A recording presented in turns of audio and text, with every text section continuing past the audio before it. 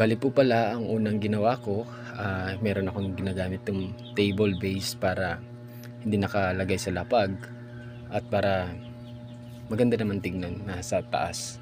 Bali po dapat pala level ang ating table or ang ating papatungan para balanse yung tubig na ilalagay natin dyan sa incubator.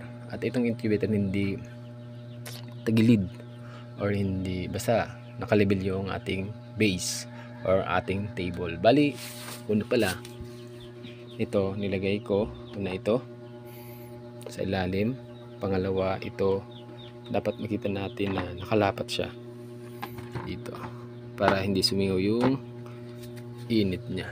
Yan, kita natin, lapat na lapat siya. Okay, and sunod, huwag natin kalimutan na ito makalabas kasi ito yung sa motor para umikot ang ating itlog. Yan, bali susunod pala ito, pull natin.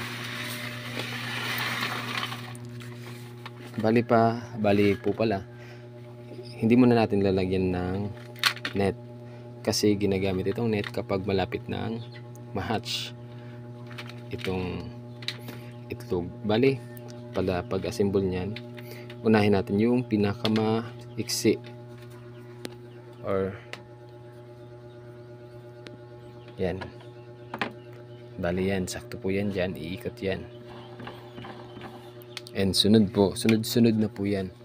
Depende sa itlog na ilalagay natin, pwedeng malaki or pwedeng, pero dito pwede din medyo maliit, pero dito pwede rin sa malalaking itlog. Bali po sa akin, ang gagawin ko, dito lang tayo sa pangalawa. Yan, kasi marami tayong ilalagay na itlog. Huwag natin kalimutan yung itong thread niya. Yan, yung para umikot siya. Bali, yan po. Yan, yun lang ang gagawin. Bali, ito na. At ang last, itong pinakagilid. Yan. Yun.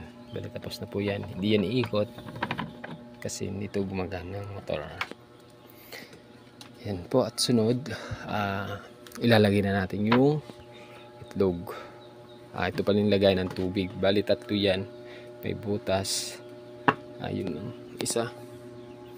Bali, ang ginagamit ko dito ay pwede din Coke or bottle Coke or Mountain Dew in a kind of plastic. Basta dapat dito sa thread niya.